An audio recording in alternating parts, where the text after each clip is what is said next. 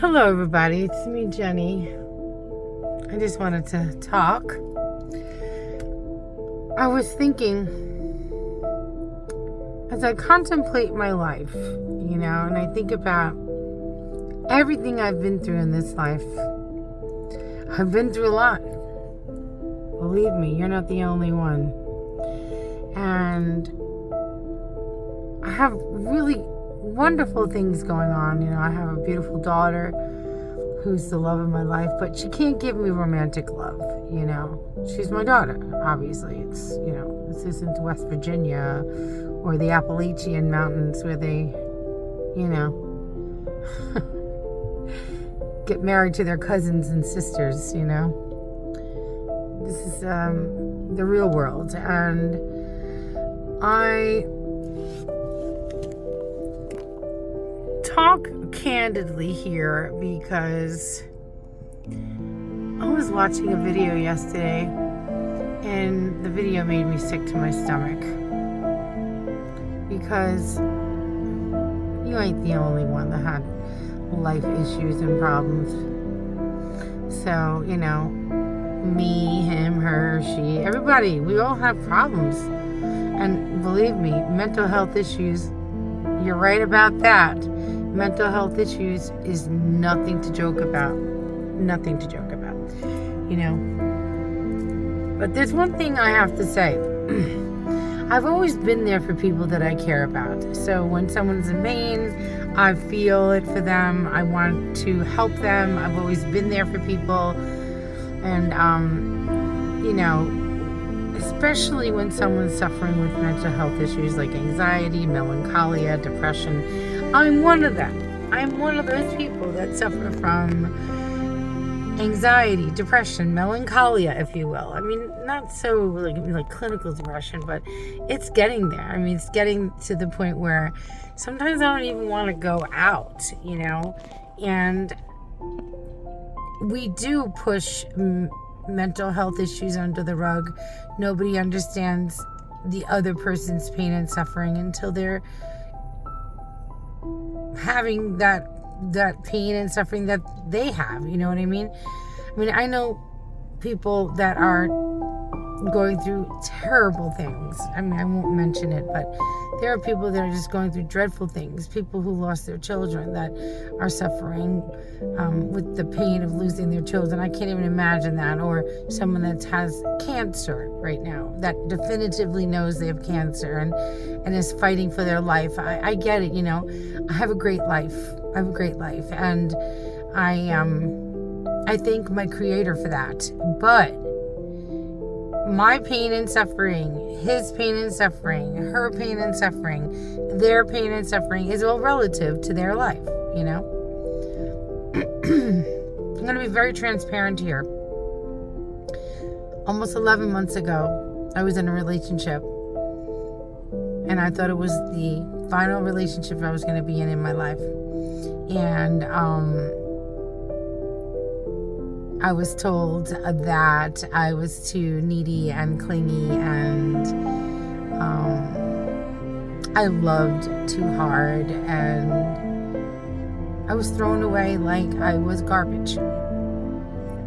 And I retaliated and said the honest truth about the matter, about how I felt about how I was treated. And I don't deserve to be treated badly. I'm really a wonderful person. I went above and beyond my call of duty as a girlfriend, as a friend. I was there for everybody. And I am not alone. Of course, I have my family. I have very good friends that love me, and I love them back, and they look for me, and they care about my well-being, and we laugh and joke still. I do have a great sense of humor, and I do have my dad, thank God, and I have my mom, and I have my beautiful daughter, and I do have wonderful people in my life. However,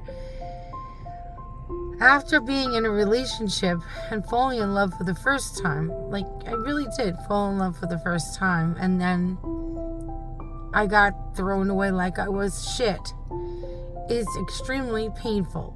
Now, some people say, well, 11 months later, you should be getting over this. Well, it takes time, you know? It takes time to get over that type of pain, because when you put your efforts and all and love so hard the way I do, and the other person, you know, they could say whatever they want. They would pop pillows of tears out of their eyes and beg me to go on trips with them and don't leave me, don't get out of the bed, stay here forever, don't go home. And all of a sudden I'm nothing. I'm a piece of shit. I just can't wrap my mind around this type of behavior, and it's unacceptable. So after 3 or 4 months of that type of sadness that I was having, I said, you know what, I got to move on, because obviously this person doesn't give a shit about me, probably never did, probably lied from the beginning, who knows. I would never get into the mind and heart of someone's demented brain, but I said to myself, I'm a beautiful woman, as you can plainly see. You all know me here on my YouTube channel. You've heard me sing. You've heard me have compassion and empathy and love for you all. I mean, I'm not just doing this YouTube thing so I can make money here. I'm doing it because I need it for myself, to meet good people, to meet fun people, to be there for you, show you my talents, talk about relationship issues, talk about mental health issues, because it is really, like I said, put under the rug and just take a pill, go to a therapist and talk about your problems.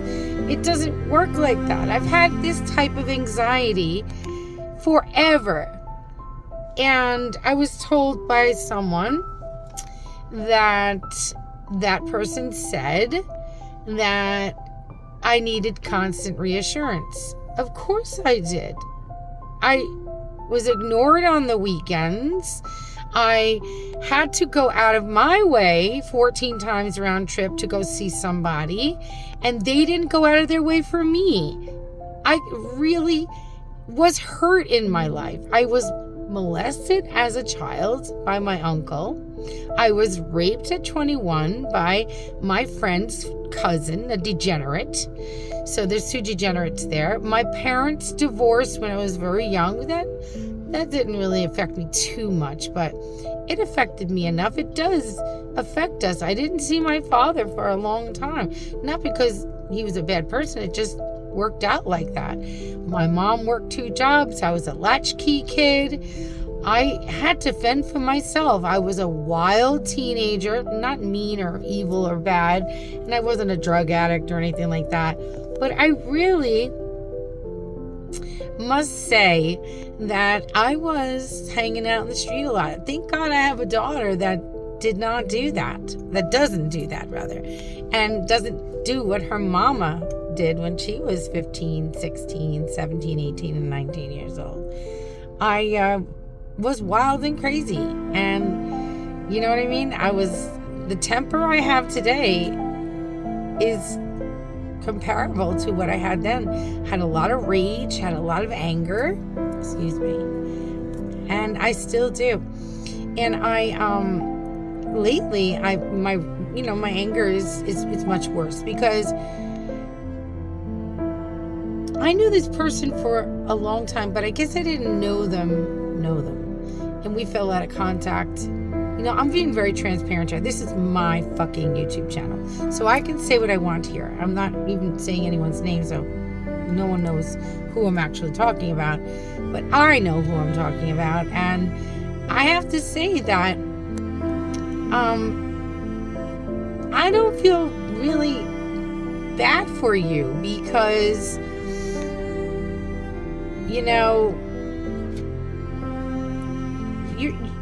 I'm not the one that ran like a little child and let family members make decisions for you, and it's called communication.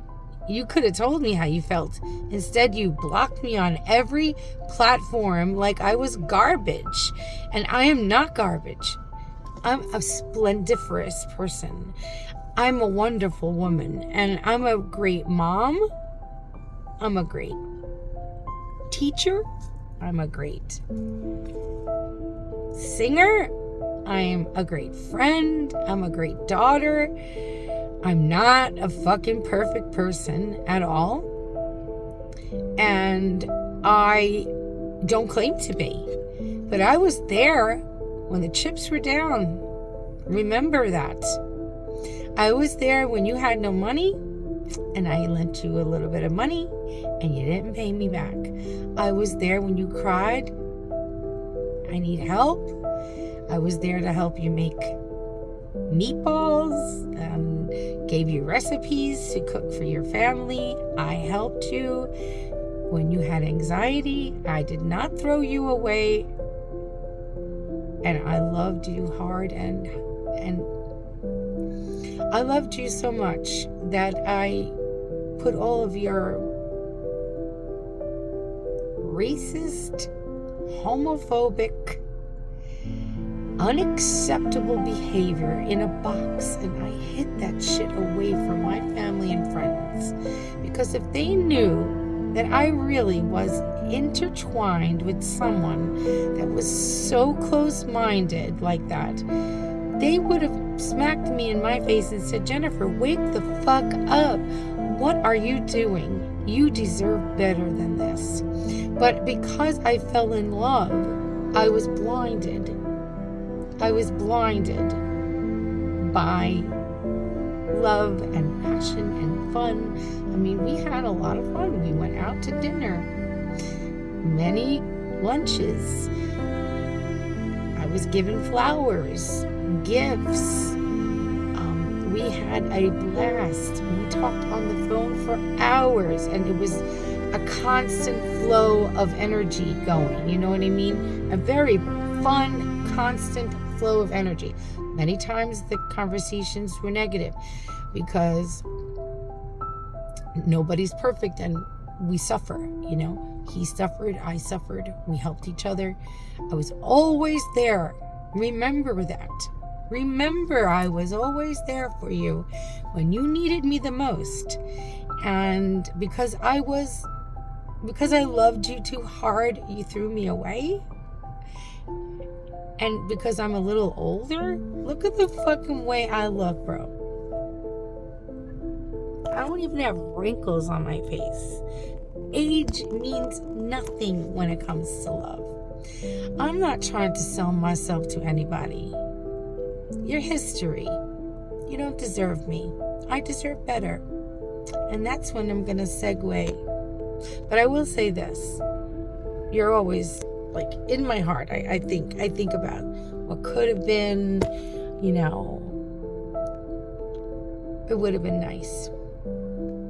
It would have been nice. It would have been nice.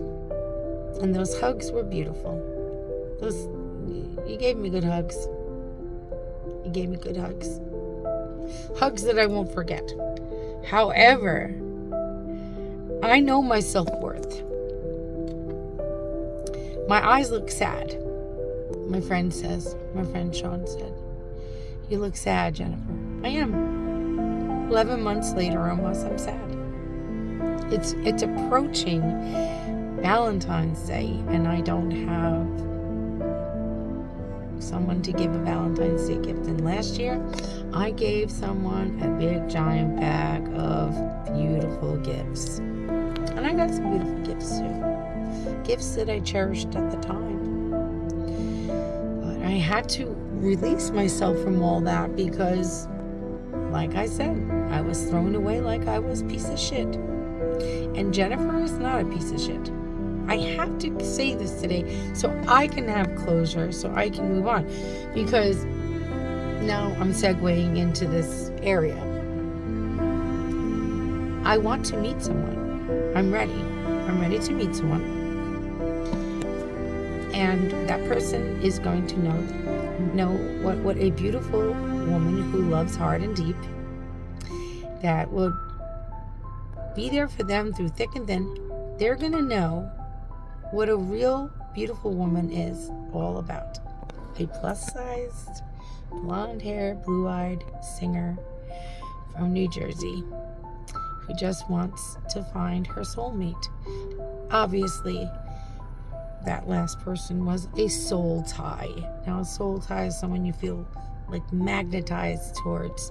And I did. I can't lie about that and say I didn't feel a magnetic pull towards that person.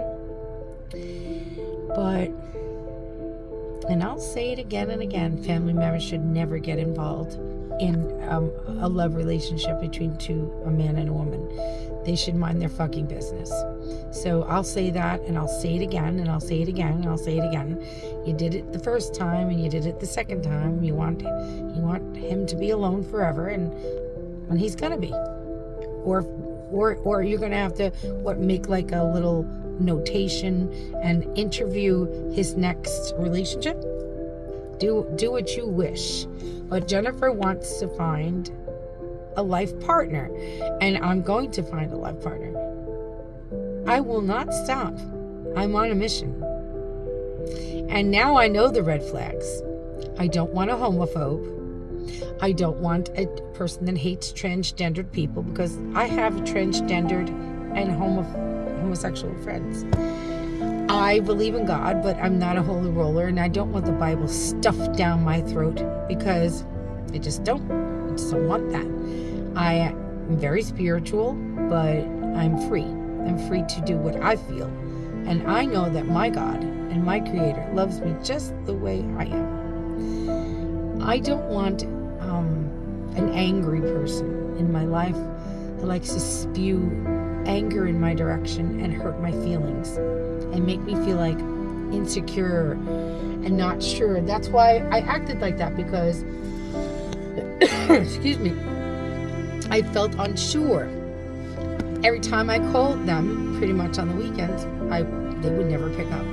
Only when it was convenient for them, they would pick the phone up. So, like during the week, or when they were on working or whatever. But I have children, and I left my daughter, safely with my mom or my friend, but I left my daughter here to go visit this person, and I don't even get a fucking thank you. Like, wow, you really went out of your way for me, and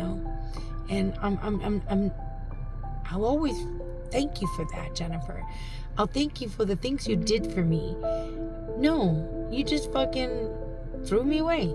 You threw me away. I can't wrap my mind around that. See, I would never have done that to you. Ghosting a beautiful woman and leaving me in the dust like that? Completely unacceptable. I will never let a man do that to me again. The minute a man talks about his dick, he's out. A minute a man talks about how calls a Spanish person a derogatory word, or an Asian person a derogatory word, or slams his hand on a table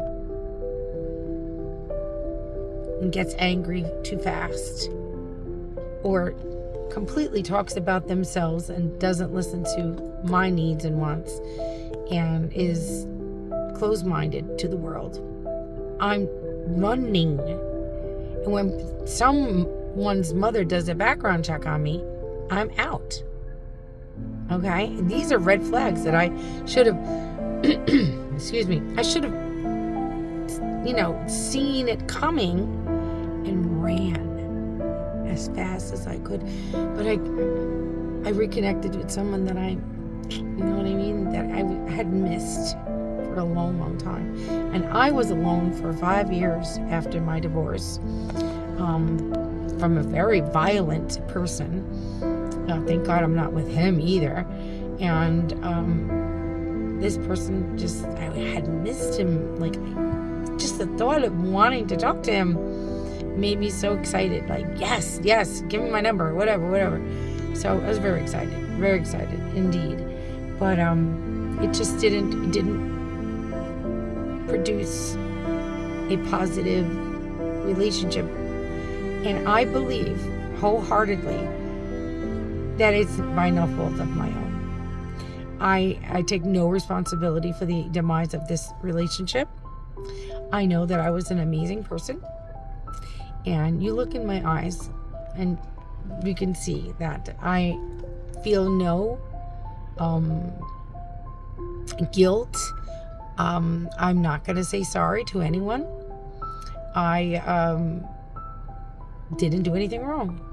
I was just a beautiful, wonderful, talented mother, teacher, and singer who wanted love and just fell in love.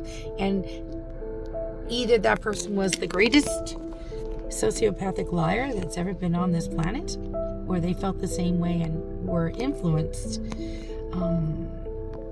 poorly by whoever. And I don't give a fuck. So now I am in like a state of limbo, because 100% I want to meet someone, and I am on dating apps. And the dating apps, it's a shit show, man, bro. Anybody out there in dating apps, please do me a favor. Let's hug each other, okay? I know what you're going through. It's more women meeting degenerate men, but I am sure there are terrible women out there. I happen not to be one of those women. I'm a great woman, okay? Not a perfect woman by any means. I have flaws. I have anger. You know. But I'm a wonderful person, and I know that. I've always known that. I'm an empath. I feel pain and suffering for others. You know what I mean? Like when I see like a little thing, something on Facebook, it was a horse in the field, and a little puppy was trying to get warmth from the horse's legs. It was trying to wrap around the horse's legs, and the horse was trying to. It was on Facebook. It touched me, and the horse was trying to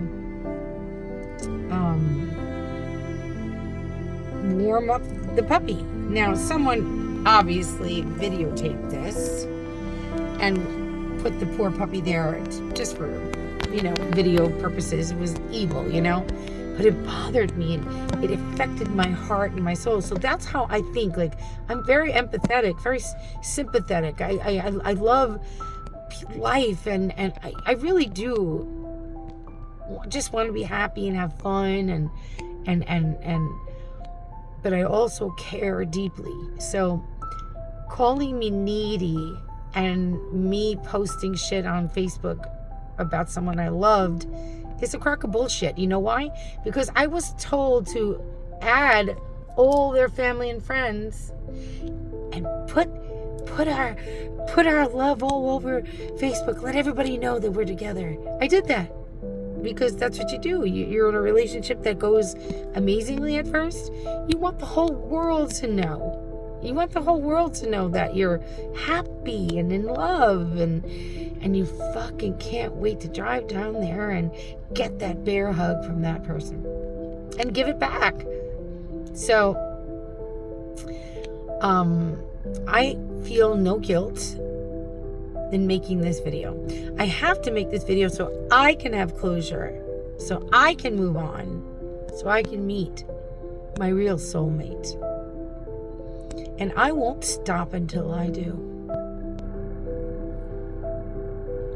Because I deserve that. I deserve a life partner. I deserve someone to hold me and love me and give me kisses and hugs, and let's watch a movie together and meet my daughter eventually down the road. And I'd like to get married in the future. I really would.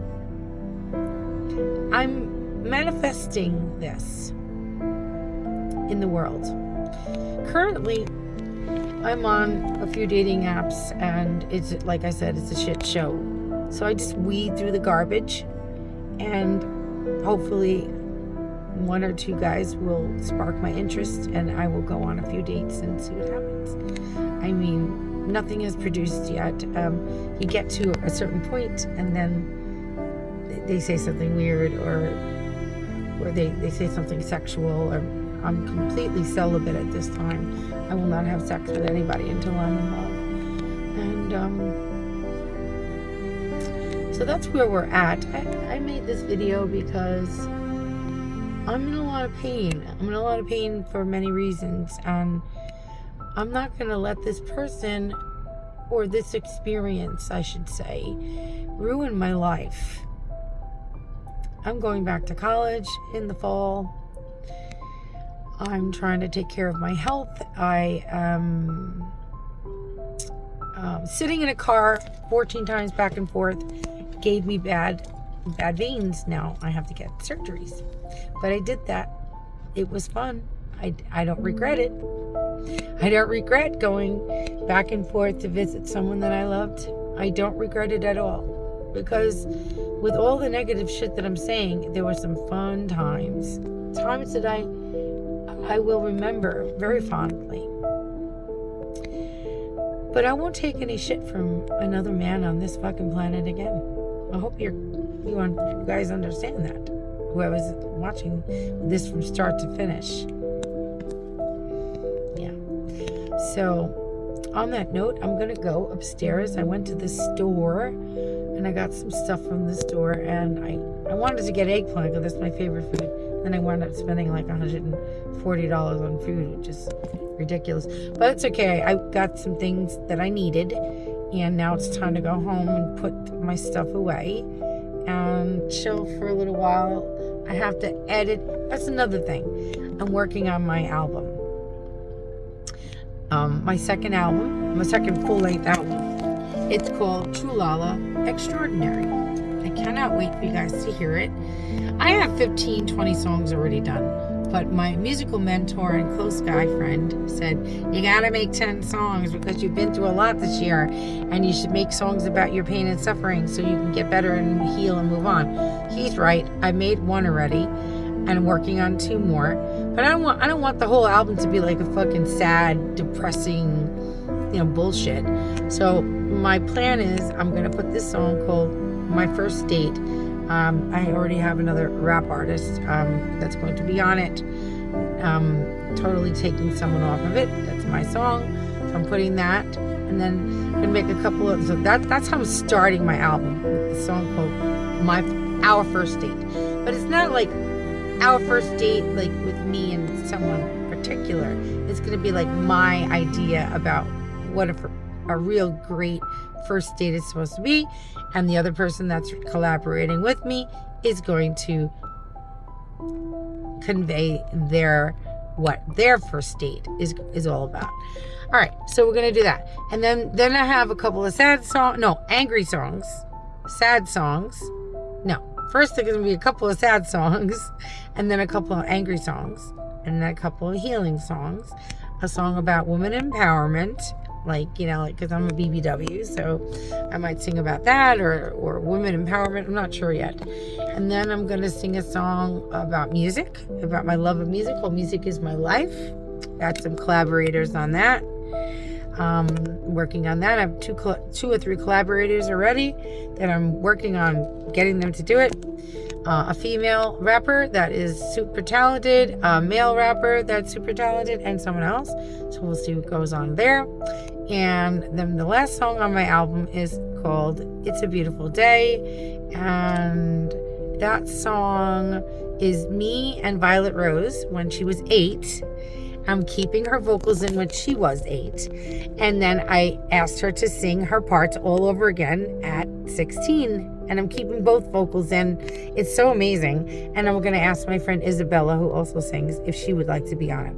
And it's going to be like a chorus of beautiful voices singing about a wonderful, beautiful day, a positive ending to a complex album. So it's True Lala Extraordinary.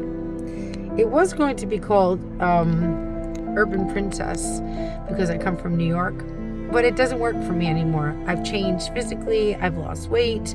My hair is longer. I've got piercings now, tattoos. I'm a completely different person in respect of when I was going to make that album. Maybe I'll make that will be my 3rd album. We'll see. On that note, say a prayer for me, guys, because I'm on a mission to find Mr. Right. I am going to find him. On the note, I love you. If you're not subscribed to my channel, please subscribe to my channel. Hit the bell to be notified. Okay? Hit this bell to be notified. Subscribe to my channel. And welcome to my beautiful channel. And thank you for listening to a heartfelt, excuse me, a heartfelt sadness that I've been just holding on to for too long. I will not shed one more fucking tear for anyone.